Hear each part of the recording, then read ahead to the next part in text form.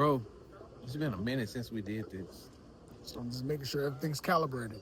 You know, in show business, before they calibrate and they start shooting, they got the big thing, but we don't got the funds for it right now. So we gotta use the. Hey, what's going on, y'all? Big Sarge, your host of the Sports Talk with Big Sarge show, along with Mr. Kelly Iko, Mr. Ecosystem himself, Mr. National, Mr. Bigger Than the Program himself. That is me.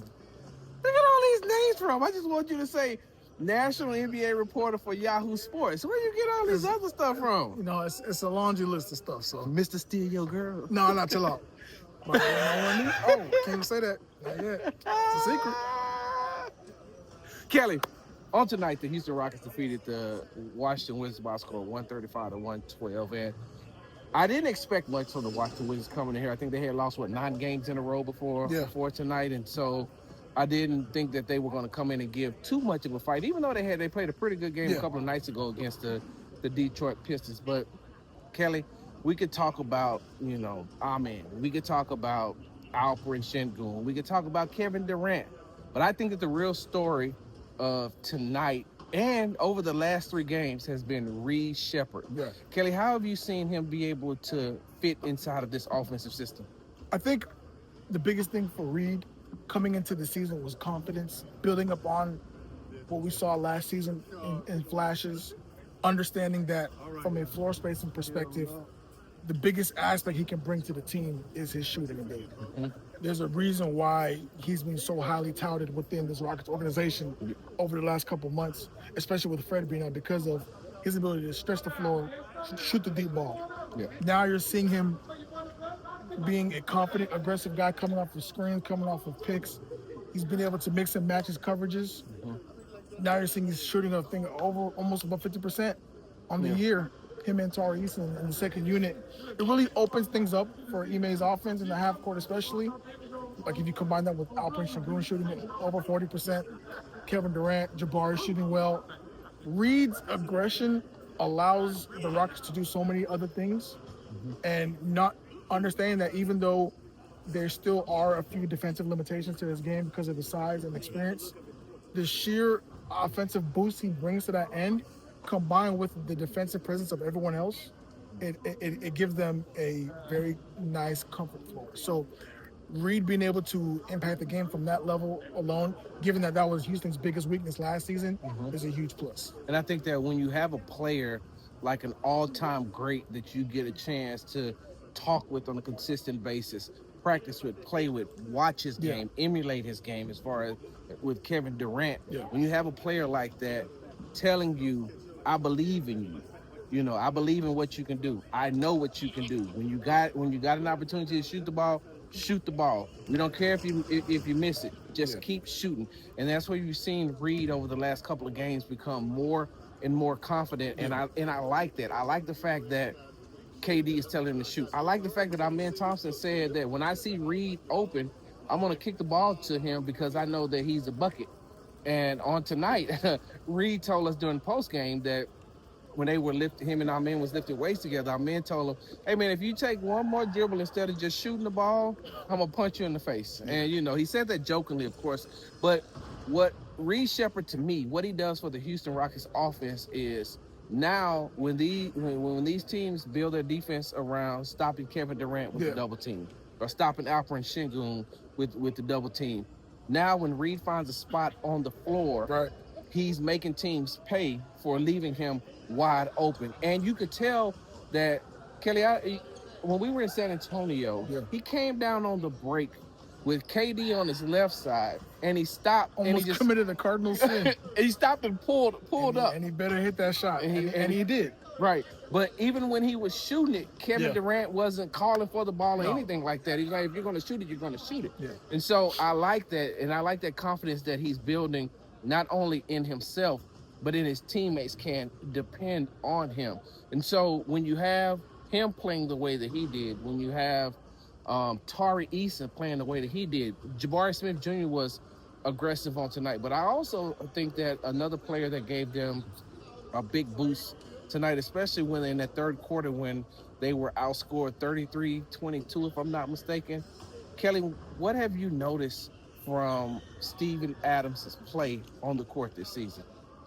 Steven Adams is the one player to me where when you read the numbers and you read the advanced numbers of the offensive rebounding rate, the second chance opportunities, the offensive efficiency with him on the floor, and you watch the game, he's the one player where the eye test and the numbers match up, and there are no arguments. This guy just makes them better when he's on the floor because he commands so much attention on the offensive glass. As a team that scores at a decent rate in the half court, the worst thing you could do is give them another chance at the apple if the shot doesn't go down. So just having him be that presence around the rim and at the dunker spot, having chemistry as a screen setter to create gaps for those like a Reed Sheppard and other shooters, that value to a team is, you can't put a price on it. Defensively, he's able to hang in that zone. He's able to move well with Alperen Şengün, with Clint Capella if he has to. Just have that last wall of defense and being a simple but effective player. I think a lot of times players in the NBA, they fall into the trap of trying to do too much. Yep. He's the one guy that is a star in his role and does that role at a very high clip, which makes them such a much better and more dangerous team that people often don't see in real time until you look at the box score and it's, oh, they have 22 offensive rebounds. They have like, it's just stuff that he does that he's just being there as a brute force of nature that makes the game so easy. And that's what I like about him too. I like and that not only does he bring that type of attitude and that energy to the floor, but it spills over. And then you watch the way our men plays. You watch Alperen Şengün sometimes becomes a bully, inside of the paint. You've seen, like I said earlier, you've seen Jabari become, more aggressive the way Tari is. And, last question that I ask you, Kelly, before we end this show is, we talked about Reed, we talked about Steven. When this offense is going and it's clicking and they're spreading the floor like that, how effective is Tari Eason when he's able to move in and out of the paint, not only get those hustle plays, but also, moving in and out of the paint, set up for the three-point shot, because he's shooting the three-point shot very well this season. I honestly believe that the combination of shooting from Tari and Reed is going to be the single biggest reason why Houston will make a legit run at a Western Conference Finals. We haven't even talked about Dorian Finney-Smith coming back into the fold. And his defense and his three-point shooting. And his tenacity defensively.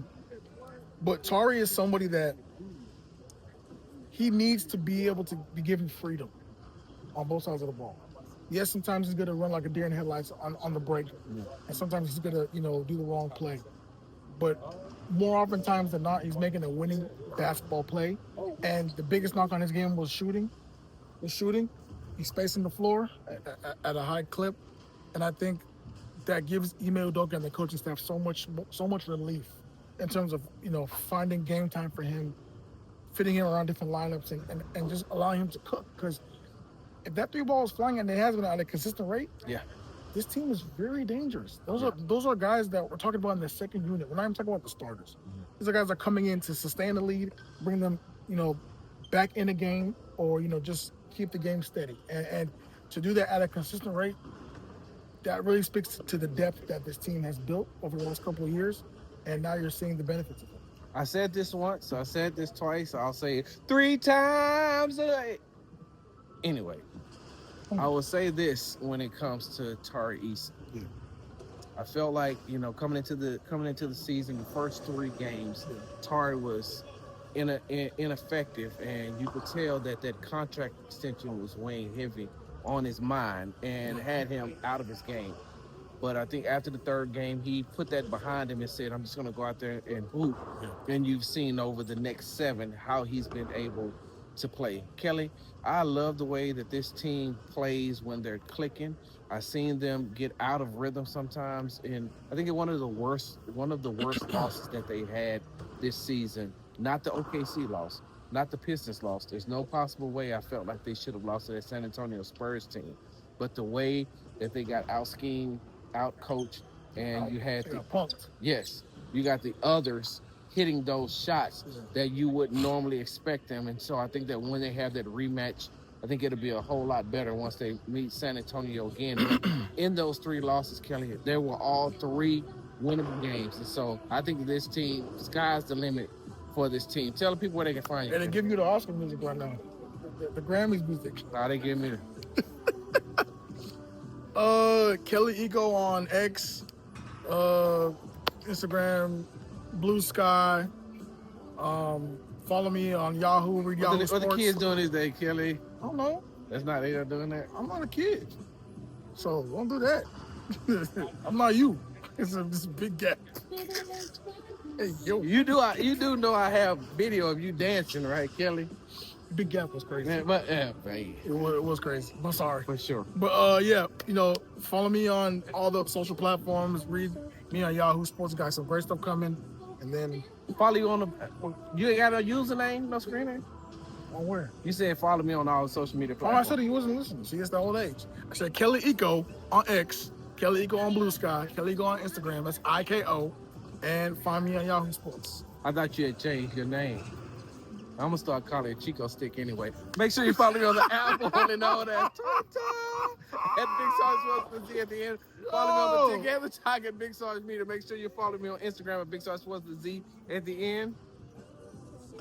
Because we do everything for the gram. Make sure you subscribe to the Big Sarge Media page on YouTube. You ready, Chico Stick? Come on. No, I don't want to even do it. I'm just gonna call it.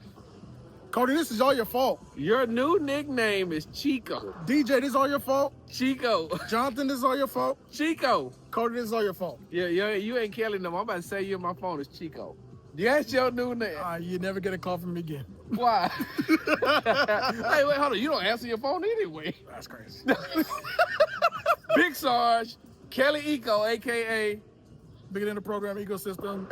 This national, Mr. Reporter. Chico. I'm out.